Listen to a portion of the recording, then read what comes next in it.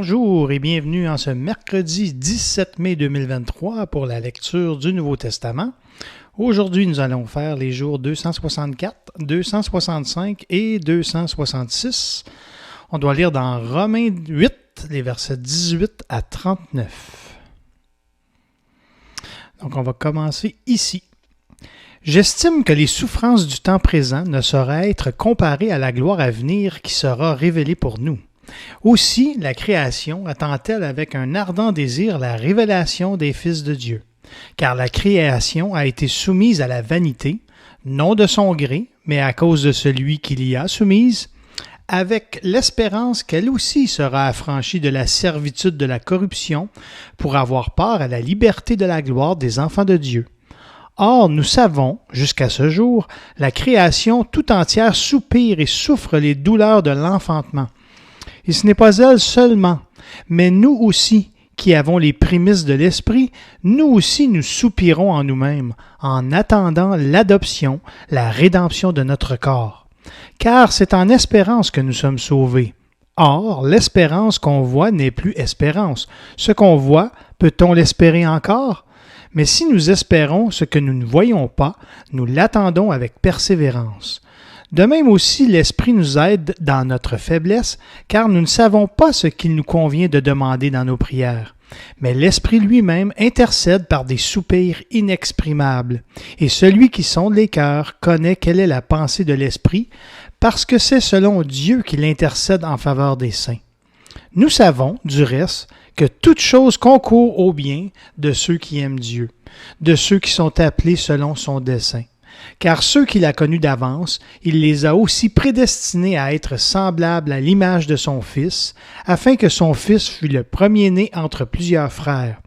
Et ceux qu'il a prédestinés, il les a aussi appelés, et ceux qu'il a appelés, il les a aussi justifiés, et ceux qu'il a justifiés, il les a aussi glorifiés. Que dirons-nous donc à l'égard de ces choses? Si Dieu est pour nous, qui sera contre nous? Lui qui n'a point épargné son propre Fils, mais qui l'a livré pour nous tous, comment ne nous donnera-t-il pas aussi toutes choses avec lui? Qui accusera les élus de Dieu?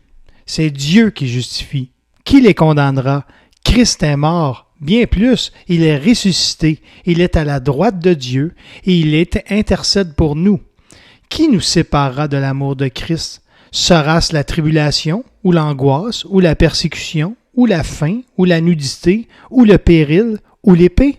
Selon qu'il est écrit, c'est à cause de toi qu'on nous met à mort tout le jour, qu'on nous regarde comme des brebis destinées à la boucherie. Mais dans toutes ces choses, nous sommes plus que vainqueurs par celui qui nous a aimés. Car j'ai l'assurance que ni la mort, ni la vie, ni les anges, ni les dominations, ni les choses présentes, ni les choses à venir, ni les puissances, ni la hauteur, ni la profondeur, ni aucune autre créature ne pourra nous séparer de l'amour de Dieu manifesté en Jésus-Christ, notre Seigneur. Donc le verset retenu, c'est le verset 28. Toute chose coopère au bien de ceux qui aiment Dieu, de ceux qui sont appelés selon son dessein. Et la prière réflexion, Père, rien ne peut séparer tes enfants de ton amour. Wow! Quel grand réconfort de savoir qu'en faveur de ceux qui t'aiment, tu fais coopérer au bien toutes choses que tu permets dans leur vie. Oui, dans toutes ces choses, tu fais d'eux des plus que vainqueurs par celui qui nous a aimés, Christ Jésus notre Seigneur, toi qui nous donnes aussi tout avec lui par grâce.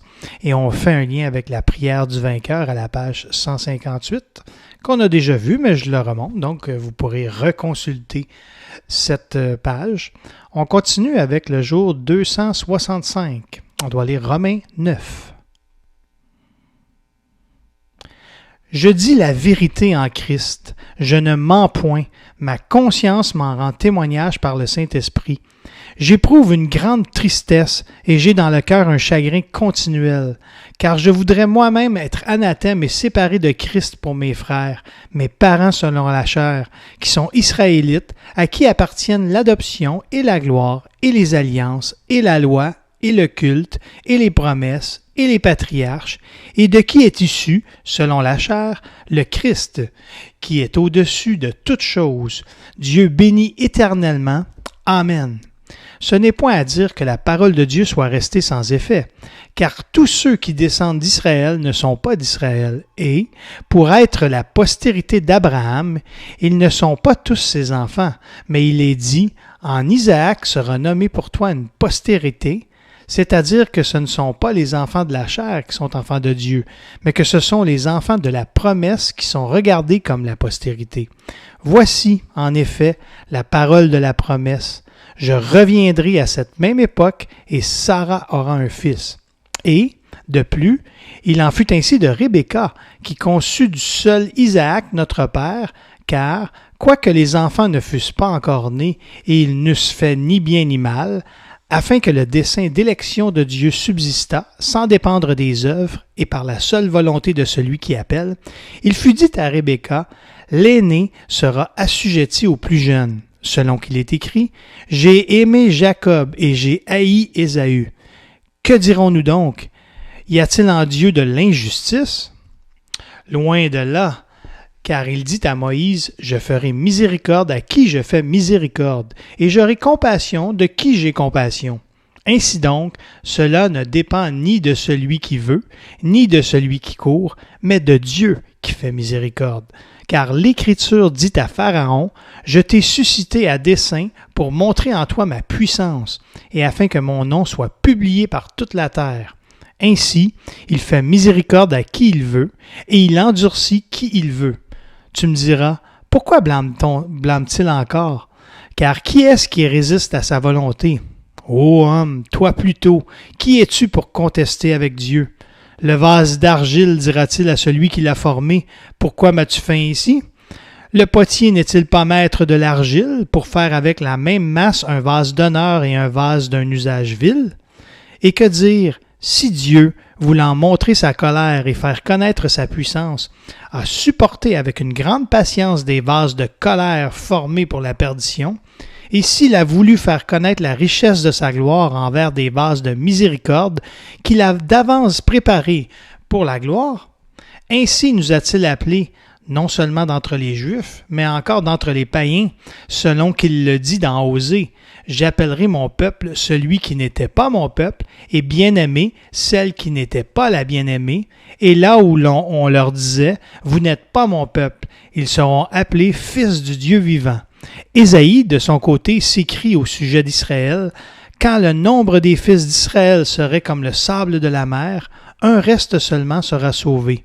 Car le Seigneur exécutera pleinement et promptement sur la terre ce qu'il a résolu. » Et, comme Ésaïe l'avait dit auparavant, si le Seigneur des armées ne nous eût laissé une postérité, nous serions devenus comme Sodome, nous aurions été semblables à Gomorrhe.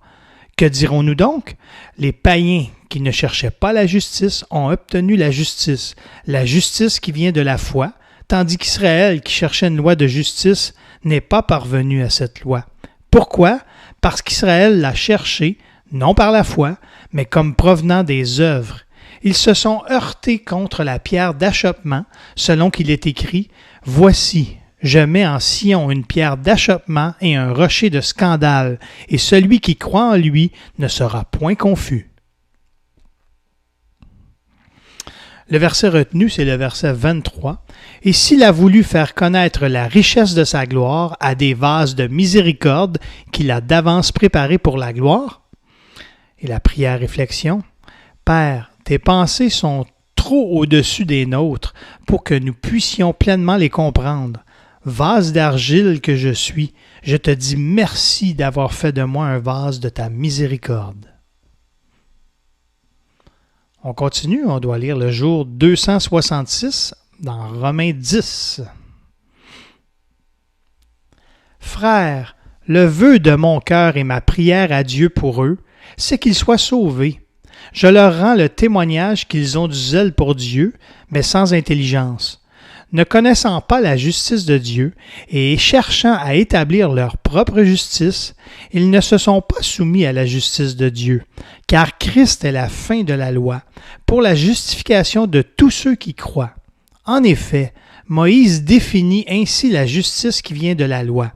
L'homme qui mettra ces choses en pratique vivra par elles. Mais voici comment parle la justice qui vient de la foi. Ne dis pas en ton cœur, qui montera au ciel? C'est en faire descendre Christ, ou qui descendra dans l'abîme? C'est faire remonter Christ d'entre les morts. Que dit-elle donc? La parole est près de toi, dans ta bouche et dans ton cœur. Or, c'est la parole de la foi que nous prêchons. Si tu confesses de ta bouche le Seigneur Jésus, et si tu crois dans ton cœur que Dieu l'a ressuscité des morts, tu seras sauvé. Car c'est en croyant du cœur qu'on parvient à la justice, et c'est en confessant de la bouche qu'on parvient au salut, selon ce que dit l'Écriture, quiconque croit en lui ne sera point confus. Il n'y a aucune différence, en effet, entre le juif et le grec, puisqu'ils ont tous un même Seigneur, qui est riche pour tous ceux qui l'invoquent. Car quiconque invoquera le nom du Seigneur sera sauvé. Comment donc invoqueront-ils celui en qui ils n'ont pas cru? Et comment croiront-ils en celui dont ils n'ont pas entendu parler? Et comment en entendront-ils parler s'il n'y a personne qui prêche? Et comment y aura-t-il des prédicateurs s'ils ne sont pas envoyés, selon qu'il est écrit, qu'ils sont beaux les pieds de ceux qui annoncent la paix, de ceux qui annoncent de bonnes nouvelles? Mais tous n'ont pas obéi à la bonne nouvelle. Aussi Ésaïe dit-il, « Seigneur, qui a cru à notre prédication? » Ainsi la foi vient de ce qu'on entend, et ce qu'on entend vient de la parole de Christ. Mais je dis, n'ont-ils pas entendu? Au contraire, leur voix est allée par toute la terre, et leur parole jusqu'aux extrémités du monde. Mais je dis, Israël ne l'a-t-il pas su? Moïse le premier dit, « J'exciterai votre jalousie pour ce qui n'est point une nation. Je provoquerai votre colère par une nation sans intelligence. » Et Isaïe pousse la hardiesse jusqu'à dire, « J'ai été trouvé par ceux qui ne me cherchaient pas. Je me suis manifesté à ceux qui ne me demandaient pas. » Mais au sujet d'Israël, il dit, « J'ai tendu mes mains tout le jour vers un peuple rebelle et contredisant. » Donc, le verset retenu, c'est le verset 4. « Christ est la fin de la loi. » La prière réflexion. « Oui, Jésus, tu es la fin de la loi mosaïque, car tu as parfaitement accompli toutes ses prescriptions et tu as introduit une nouvelle loi, celle de l'esprit de vie ou de la foi qui est agissante par l'amour. Elle puise sa force dans la grâce que tu offres sans cesse pour rendre tes disciples plus que vainqueurs sur toutes leurs faiblesses et les forces du mal. » Et on a ici dans l'encadré une petite définition de la grâce. C'est quoi la grâce? C'est la provision gratuite de Dieu dans nos faiblesses. Elle est comme le carburant que nous pourrions nous procurer sans payer dans une station-service. Il suffit d'y aller et de se servir gratuitement. Voilà, c'est tout pour aujourd'hui. On se revoit demain.